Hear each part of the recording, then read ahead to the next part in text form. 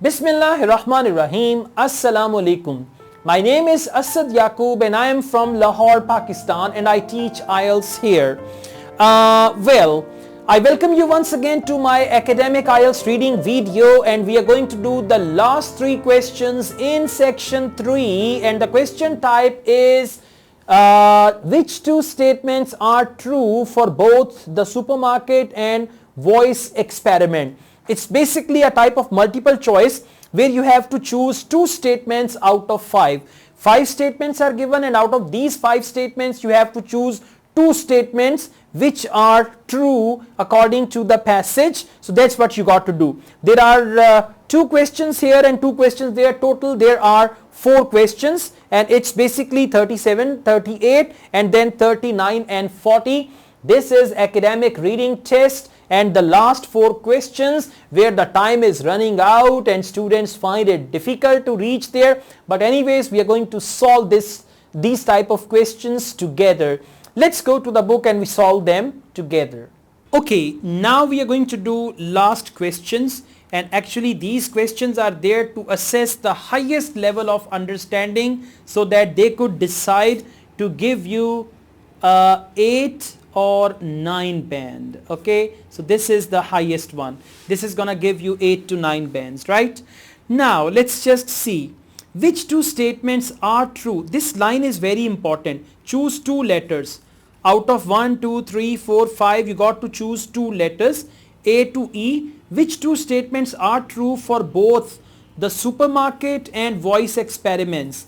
Now the clue word is supermarket and voice experiment. You need to find where there is the mention of supermarket and voice experiment. Then you have to see which 2 statements are true. Other 3 statements are going to be false. They will not be true according to that. So you just need to select 2 statements which are true. Is that clear? Now let's first find supermarket and voice experiment. Supermarket. I've been through all this. I did not spot anything like supermarket here. Let's just go on. Supermarket. No, not here. Alright, let's just try here. Noticing visual. I need to here. Supermarket customers. Exactly. So it means I need to focus this part, right, for these answers, because these answers are all about this supermarket. So I have to focus this part, then I can find it. Now let me read the questions once again. Okay, got so many papers. Now they have the researchers focused on non-visual material. Researchers focused non-visual material. The participants were asked to explain their preference. Participants asked to explain their preference. Some of the choices made by participants were altered. Some of the choices made by participants were altered. The participants were influenced by each other's choice. So participants influenced by each other's choice. Percentage results were surprisingly low. Okay, anything like that.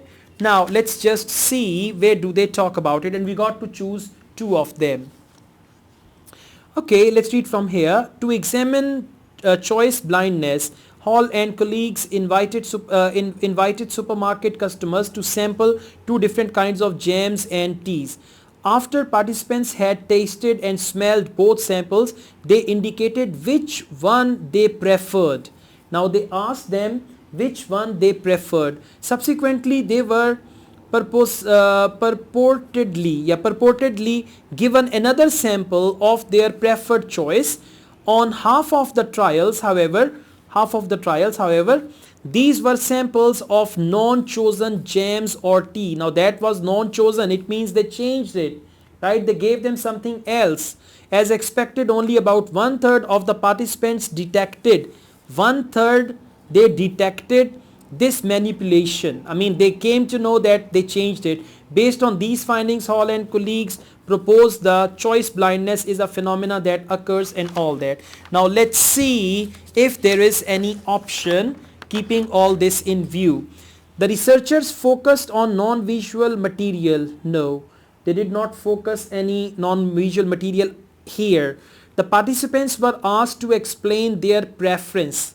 No, they did not ask them actually to explain their preference. Although they talk about preference, here supermarket customer, jams and tea indicated they preferred one they preferred, but they did not they indicated which one they preferred, but they did not ask them for their preference. So this is a trap. This is not the right answer. Okay.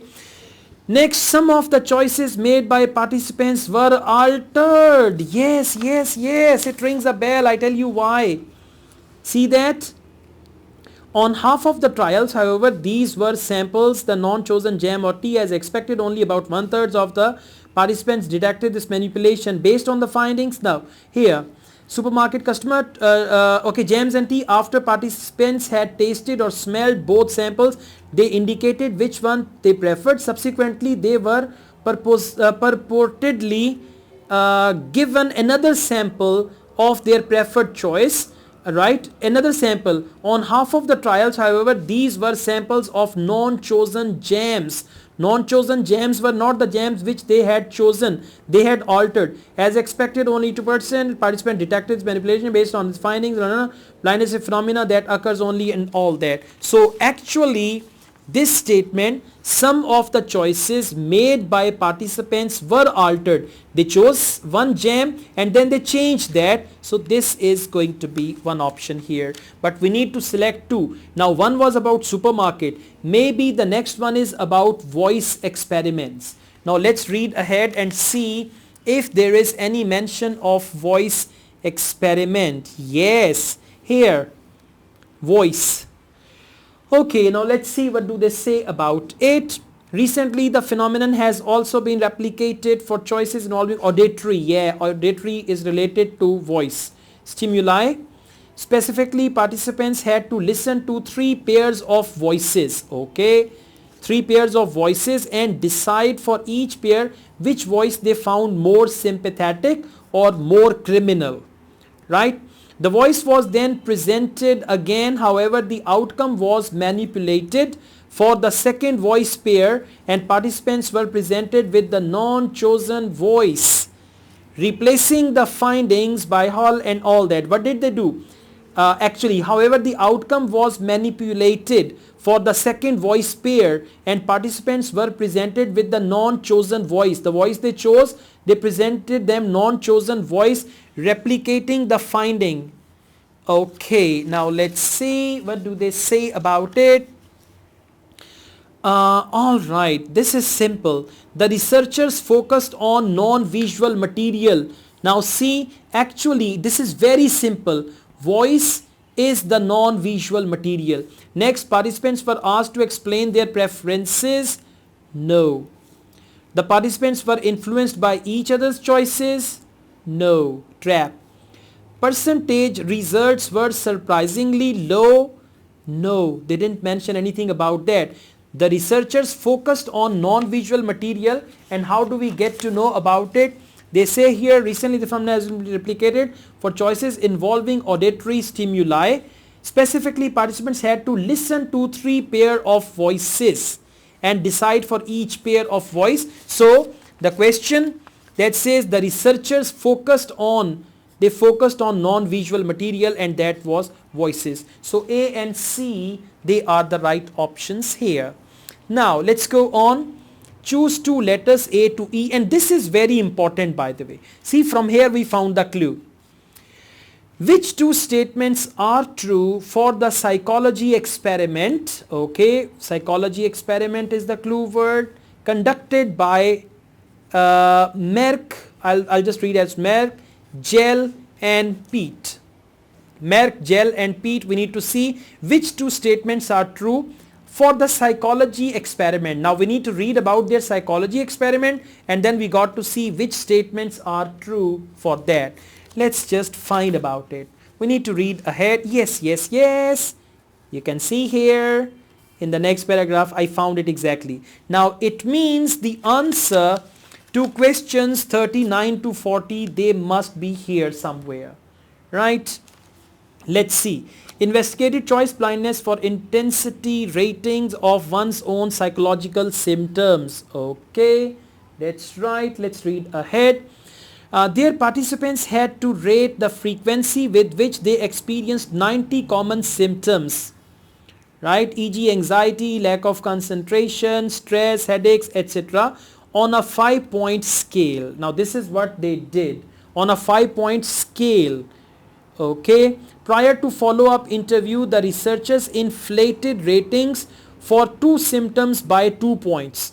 So they improved, on their own. What did they do? They inflated the rating for 2 symptoms by 2 points. For example, when participants had rated their feelings of shyness as 2, it was changed to 4. They did that.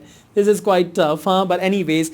So, the main thing is that on a scale of on a 5-point scale, and then they changed the rating, they inflated, means increased it by 2. Now let's see if there is anything that says about it. Okay, the participants had to select their own their 2 most common symptoms. No, they gave them the symptoms. The participants gave each symptom a 1 to 5 rating. So simple, so easy. Okay, the participants gave each symptom a 1 to 5 rating, and this is mentioned here. It is mentioned their participants had to rate the frequency with which they experienced 90 common symptoms, e.g. anxiety and all that, on a 5-point scale. Now 5-point scale actually means a 1 to 5 rating. Clear? Okay. Now again, for this we need to see if there is anything else. Let's just read ahead. Okay, prior to follow up the interview, and for example when participants had rated their, they increased, no, for example when participants had rated their feelings of shyness 2, it was changed to 4. Okay, this time more than half, means 57% of the 28 participants were blind to the symptom rating escalation. They were blind to that and accepted it as their own symptom intensity rating. They accepted it as their own symptom intensity rating. This demonstrates, okay, let's see if there is anything about that. This demonstrates that blindness is not limited to recent preference selections but can also occur for intensity and frequency. Let's see if there is any other option. Shyness proved to be the most highly rated. No, that's silly. The participants changed their minds about some of their ratings. They did not change mind. They didn't say anything about that. The researchers focused on the strength and regularity of symptoms. Yes, why not? Now I tell you why. The researchers focused on 2 things, strength and regularity of symptoms. Now how do we get to know about that? When they say this time more than half, 57% participants were blind to the symptoms rating escalation. Okay, symptoms rating as escalation and accepted it as their own symptom intensity rating. Symptom intensity rating and symptom rating escalation, these 2 words are linked with strength and regularity of symptoms. So the researchers focused on the strength and regularity of symptoms. So this is actually mentioned over there. That's why E is going to be the right answer. So B and E, they are the right answer. So question for 39, when you're filling the answer sheet, on 39 you can write B, and on 40 you can write E, and you can write in the other order as well. There is no problem. Thank you very much. Welcome back. Yeah, how are you feeling? Feeling great? Yes, congratulations. We have solved 1 complete academic IELTS reading test. Yeah, and if you solve the test like this, you will get 40 out of 40 correct answers, and 40 out of 40 means 9 bands in IELTS reading, which is supposed to be the difficult module for many candidates. If you like this video, hit the like button and don't forget to subscribe my channel. Now guys, I deserve it. Okay, it's not my desire, it's what I deserve. So you should subscribe my channel And I have another channel, Asad Yaqub Vlogs, where I teach English grammar, vocabulary, pronunciation and all that. You should subscribe to that channel as well. I also teach IELTS online. If you want to join my online IELTS classes, you can contact me for that. Asad Yaqub wishes you all the best with your IELTS preparation. Asad Yaqub wishes you best of luck with your IELTS results as well. Take good care of yourselves. Allah Hafiz.